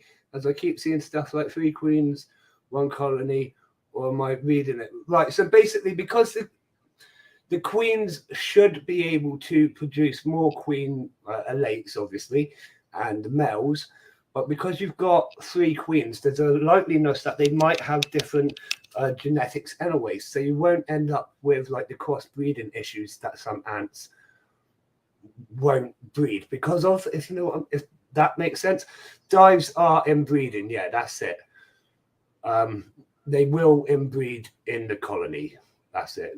I think each queen ends up slightly genetically different to her sister.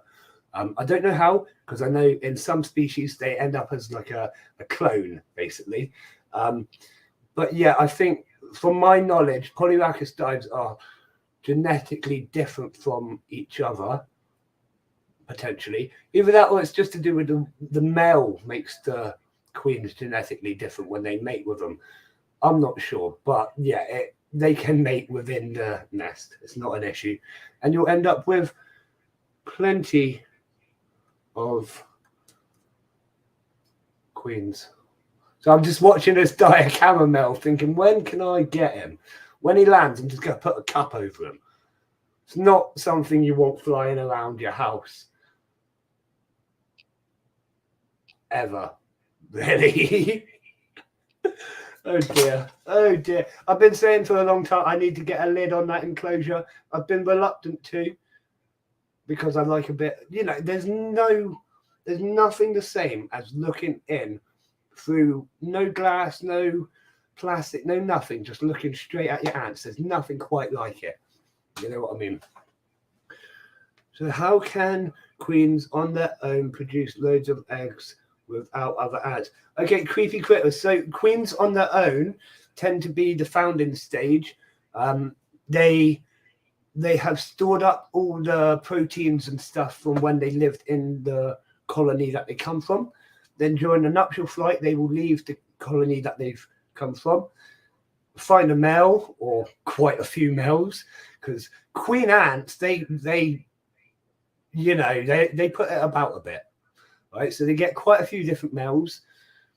They all fall to the ground afterwards. Males die off because they're done with. Typical.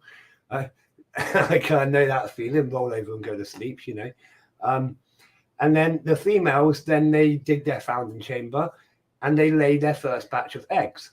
Now they use the protein that they stored up whilst they were in their home colony to bring up their first workers called nanitics. It's at that point that the nanitics will need to go out and find further food.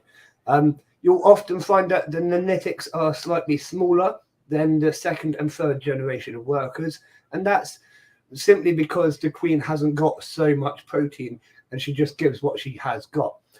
Again, you'll find quite a lot of queens will eat their own eggs, and that's just to recycle the protein. It's not a suitable place or environment for them to start their colony, so they'll ingest it, get as much back from it as they can in the hopes to try again at a later stage. Never be sorry for asking questions. That is why we're here. If I'm not going to answer it, someone else in the chat definitely would have. So never apologize for asking questions. We love questions because it keeps the chat going. Right, hang on. There's that. No, he's gone. No, he's not. He's back. No, he's gone. I'll get him. I'll have to flick a light on or something. I'll get him. Right. Onwards and up. Onwards and upwards. We're going upwards. Who saw that I got a mantis? Finally, I bit the bullet. I've been wanting it for ages. I've been talking about it for ages, haven't I? So I got myself a mantis. One of those blue ones. I can't pronounce the name. It's a blue one. Super cool. Super cool. It's there. It's hanging off the roof at the minute. And what really surprised me is 3 sides of its enclosure are a mesh, and one side is like a plastic thing, right? So that you can view through it and not have to view through mesh. It was climbing up the plastic completely fine, which I actually thought it would more stick to the mesh, obviously because it's easier. But no, it was quite happy on the plastic. Really super cool though. Very small. So I've you've seen the video. I kept the enclosure I only built to about a third of the height of the enclosure, and I didn't put any plants in. So hopefully I'll be able to watch it, and it's not too much too soon. as it grows, we can add more in, and plants and vines, and yeah, got the giant Asian, but the blue one. Exactly. Yeah, so I'm super excited to watch it grow, hunt, and carry on. I'm happy, as you can probably see. I'm happy. But yeah, really super cool. I was very happy, and obviously I got them from Mantis NI. So if you want one, check it out. They've got some awesome stock on there, and they even have some spiders and possibly tarantulas. There's a lot of good stock on there, and feeders and flies and whatever. So have a little look, you know, share the love and all of that. Oh dear.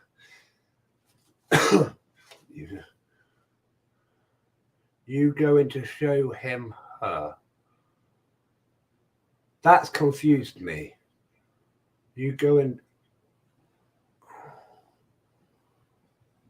to show him her?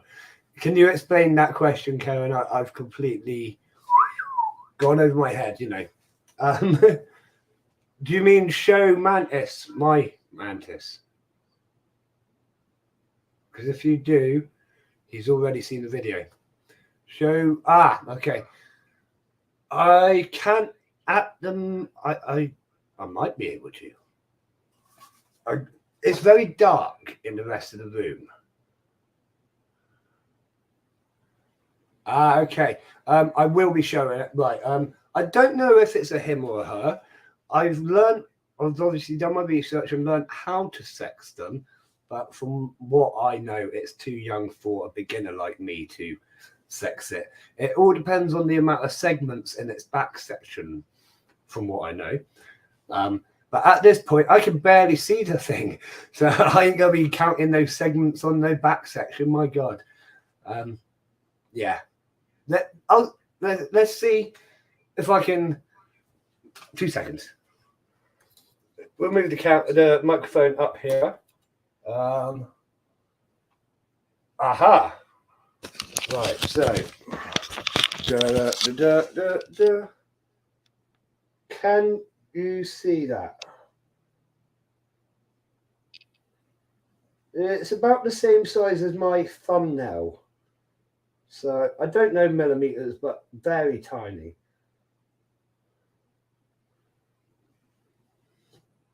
Well, I'm hoping it's coming up clear enough to see.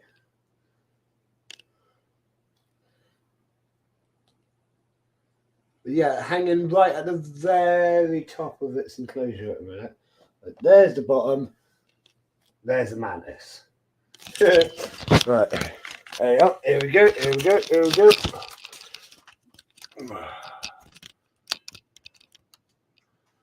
Bring that back down. There we go. So that was the Mantis. It's so cool, isn't it? Like I wanted one for ages, and I was reluctant to do it strictly because like I've got so much going on right now. But to be fair, they're really easy to care for. Really easy. And I will be tweezer feeding it. What I'm going to do is I'm going to get the flies, put them in a separate container, put them in the fridge, slow them right down. Get one on the tweezer, and then they're motion-based hunters, so you have to give it a little wiggle or whatever. And yeah, hopefully it should be feeding nicely. Now, when it came to me, it was already feeding on a fruit fly. It had one in its hand, so it probably doesn't need to feed for a day or so. In fact, I think I was going to feed it tomorrow. The way, from what I've learned, the way to judge is their back section gets slightly flatter when they're hungry, and if they're overfed, it's really kind of like plump, and yeah, you can just sort of tell. So, oh, Creepy Critters looks female. Thank you very much. Karen, you won one a few weeks ago, but got a spiny. You won a Mantis in the NI live earlier. Nice. Sorry, I'm just burping. Oh. And now I'm yawning. Oh dear. I'm sorry, everyone. How very rude. I am sorry for that because it's rude to yawn whilst you're having a conversation. How many mantises do you have now, Karen? Like you say, you got to catch them all. Pokemon or Mantismon or I don't know. We got to come up with something for that. It's just like Invertmon or I don't know. Yeah, fair enough. But I'm always tired, Karen. It's part of it, you know. It's always tired. If I say right, in fact, I had this conversation with someone the other day. If you get to my age, 31, and if you're not tired all the time, you ain't working hard enough. No, in all seriousness, I think when you get to my sort of age, I mean, it's nearly 11 o'clock. I'm always tired. No, I'm always tired. It's just part of it. Just carry on, don't we? Just carry on. Part of being an adult is pushing through. I don't know. I have 5. The 6th one will be on its way in about 3 or 4 weeks when it's old enough. Yeah, that's fair. 5. What mantis do I say it right? When we say plural for mantis, is it mantis, mantises, or mantids? Because I see multiple things written about, and I never know what I'm saying.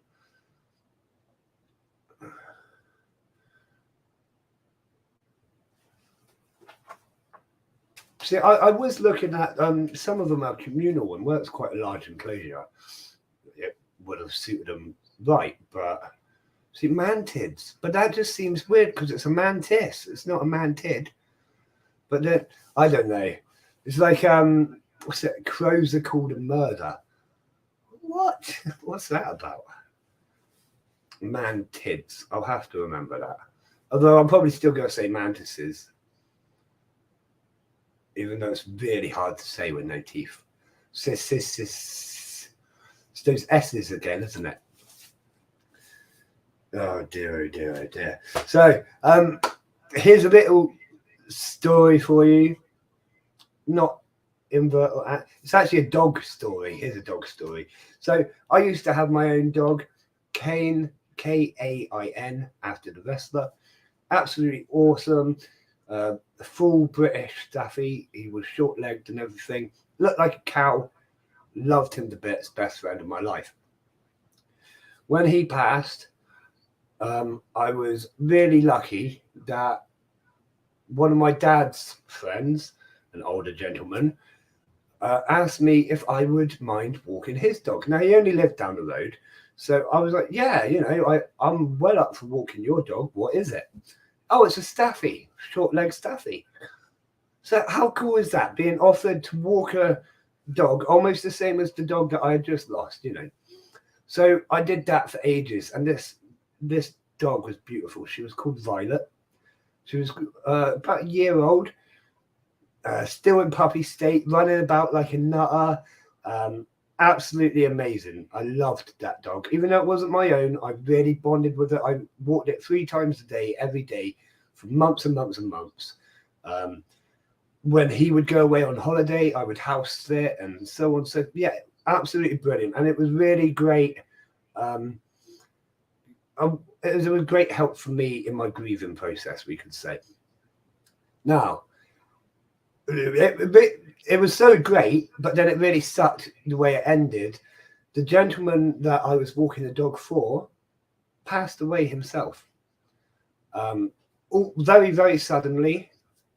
Massive shock to me, the family, and everyone else. I had literally seen him like a couple of hours before because he had just got back from holiday, went and gave him his keys back, came home. A few hours later, I got a phone call saying he had dropped dead. Wow, that was a shock, which also meant that the dog was passed on to another family member, which meant my dog walking days were over, which sucked. Right. Good night, Ant Ramblings. Thanks for signing in, buddy.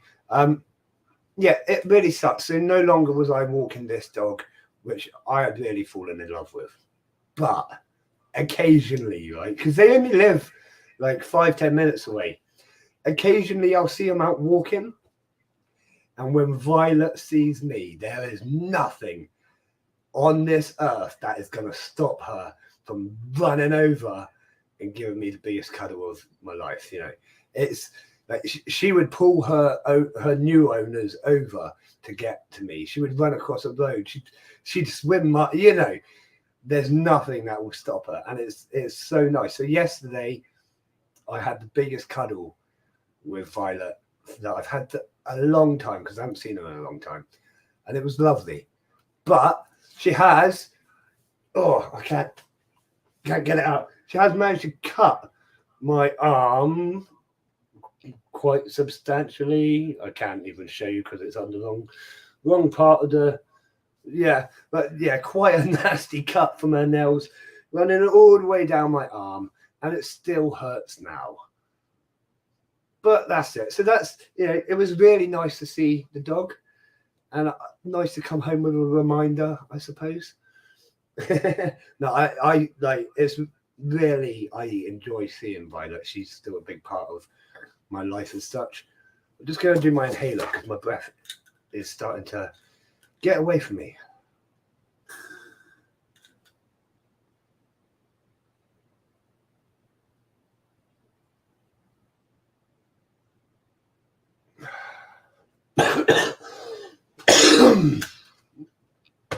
There we go. We're good. We're breathing again. We are back alive and breathing. Right. So, who fancies this duck race for a prize? Let's set up a duck race. We've got 10 people in the chat right now. Ant Ramblins, if you're still there, don't go just yet.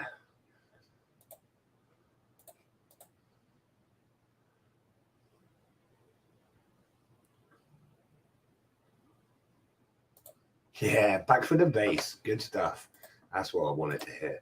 Right. We're going for 2 minutes as normal. 11 ducks, is that right? We have 11. Oh, it's just dropped down to 10. 10 people in the chats at the moment. If you're on Facebook or Twitch, you are welcome to join in as well.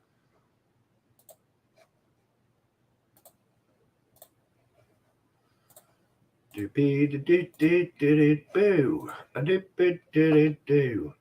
Shooby-dooby-doo-boo-doo-boo-doo-boo. There we go. I hope you all enjoyed my little song there. That took a lot of hard thinking to come up with that little song for you. No, it didn't really. But anyways, so this is for a prize. To reiterate, I don't know what the prize is. It will be a queen, ant, or a colony. Get in contact with me, or I'll get in contact with you straight after this stream. We will have a chat, and I'll send you a colony that you want, basically. I don't want to say it's Mesobarbarus or it's this or that, because you might not want that colony. Simple as that. Let's see what happens. Let's have a bit of fun. Make sure everyone's got their number, please. Everyone knows how it's happening. I will give you another 30 seconds because this is a competition one. Just make sure you've got your number and we are ready to go.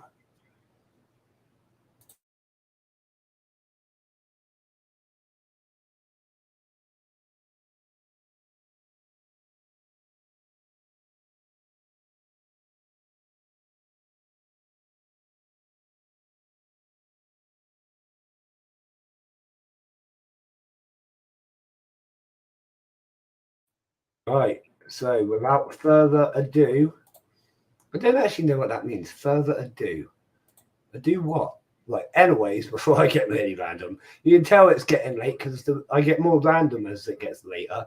You should listen to me at 2 o'clock in the morning. I don't make any sense. So we've got great lineup of ducks. We got a scuba duck just in case his duckness doesn't work. I don't know. Policeman duck, dinosaur duck, Professor duck. Professor duck hasn't been in these races for a while. I think he's been out with a wing injury. Viking duck, couple of plain ducks. We've got pink duck. Pink duck is looking rather snazzy tonight. So without further ado, let's get this race underway.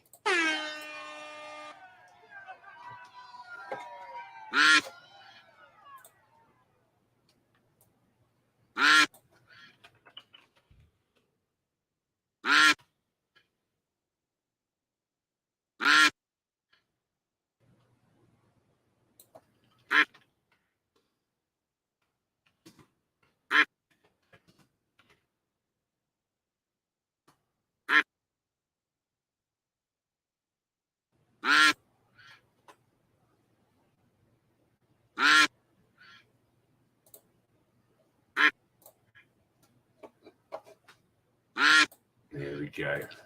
Coming down. It's such a tight race. Hey, Ted, thanks for jumping in. Such a tight race. I can't tell who's going to win yet. You never can, but sometimes it's fun to try, isn't it?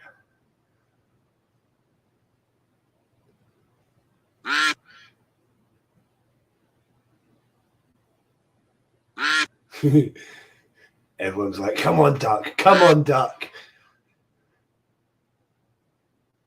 How often, like, and now this is a random one to talk about, how often do we eat duck? I love eating duck, but it's not something I have very often. In fact, nowadays, it's pretty much only when I have a Chinese. I very rarely buy, like, duck breasts or anything. I probably should. They're really nice, but they are slightly more expensive. But with the way of meat these days, they'll probably end up as one of your cheaper cuts soon. You never quite know what's going to happen with the British economy.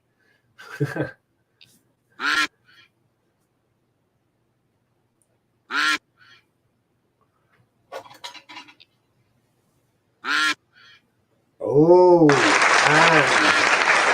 and the race is over, and number 10 won, and there is no number 10. So let's go again. Everyone keep the same numbers. Let's just go again. 3, 2, 1, and off we go. Keep the same numbers. I had a duck last year, so not often. Yeah, see, I only really have about once every 5 or 6 weeks. How often are you eating duck? That's crazy. And where are you getting duck ramblings? Is that with the Chinese? Yeah, like I say, I have it with my Chinese. It's awesome. But I used to like it as like a proper meal, roast duck, you know.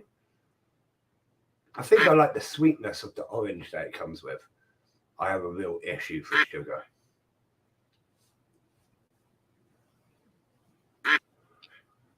As you'll probably all find out when we go to the exhibition, and I'm just there eating like gummy worms and fizzy drinks all day.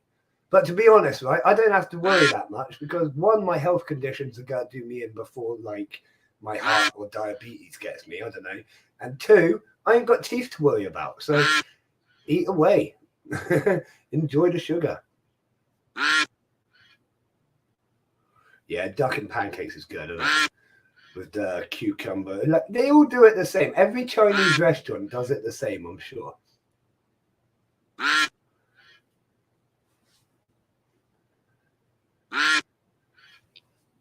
Scuba duck coming up the middle like a speedy rocket there. Yeah. If you have Chinese, it's sort of, you got to have sweet and sour, right? You got to have some kind of chow mein, and you got to have the duck. And that constitutes them giving you 3, what's the word? Prawn crackers. Yeah. Whatever it takes to get the prawn crackers, we shall do it. Whoa. Also, Morrison's occasionally do a full duck for £5. Well, that's worth looking into. See, right, so we have a winning duck, number 1. Was anyone number 1? I can't remember. I don't think anyone was number 1. Ted, you were number 1. Ted, well done. You won. Give me a message after the stream, buddy, and I'll send you a colony. If you want a colony. Or we'll sort something out. Haha! Just got the diacamera. Mwahaha! Mwahaha! I'm just gonna deal with this a second. The last thing we want is a diacamera running around in my house.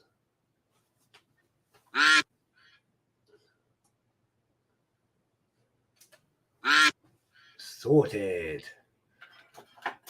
You drown in a minute. That's not a very nice thing to say about your duck. Your duck is perfectly buoyant.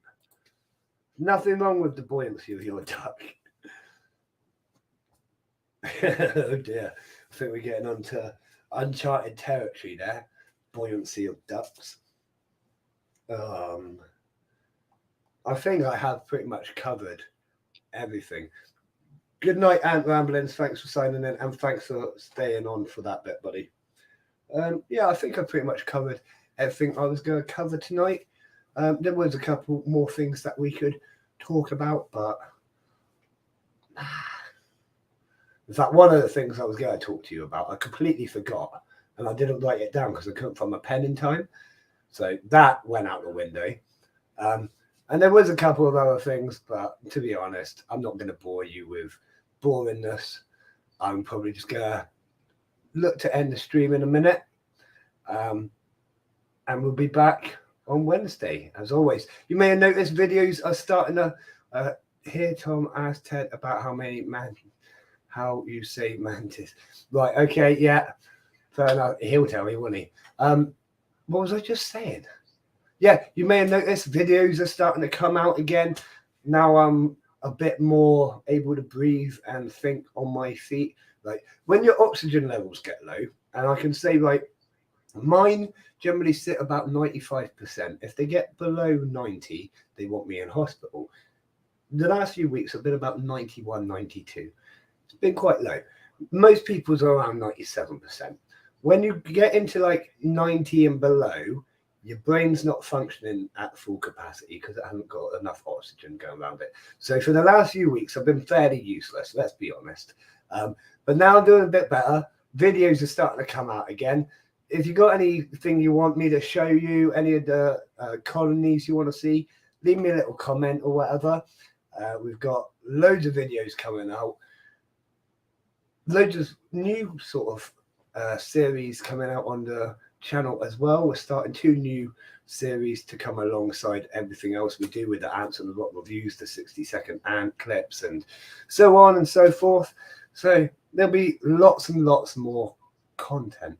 I was 95 all week, so better than you. No, thank you, Karen. That's really kind of you to say as well. I'm doing much better. I'm glad you're doing better. That's the main thing. Like I've put up with my stuff for a long time, and I'll put up with it for a long time further. I ain't worried about me. My concern is everyone else. So I'm glad to hear that you're doing better and everything went well. I think I've just about covered everything. So I'm going to say I love you all. You're all absolutely amazing. If you want to support the streams, feel free to check out my Patreon page. It's only £3 a month or whatever. Not a lot, but all the money gets pumped straight back into improving the technology behind these streams. And of course, I want to say a massive thank you to my current Patreon supporters. We've got Kevin, we've got Jason, we've got Katrina, and we've got Stacey. You're all absolute legendary for supporting what we're trying to do. And a massive thank you to the sponsor of the show, Ants Are Us. If you can't find what you need ant keeping wise with me, if you can't find your queens that you want with me, if you can't find your anything that you want on my shop, check out Ants Are Us as your next place. Because if I haven't got it, he probably has. And if he hasn't got it, maybe don't buy it. No, I don't know. You know what I mean. But yeah, I'm going to say I love you all. You're absolutely awesome. Thank you for being so engaging, so fantastic. I don't have the words to express how I feel about my community. I love you all very much. And I'm going to leave you for the night. You know where I am if you want to speak to me. I'll be on all my social medias until probably about 1:30, 2 o'clock in the morning. So I am available for chit chat, questions, answers, whatever you want. Massive thank you again. And a massive thank you to Higher Lows Tarantulas for gracing us with their presence. I think that's everything. Probably forgetting something really important. I normally do. But anyways, as always from me, I'll see you again soon, Ant fans. I love you all. Good night.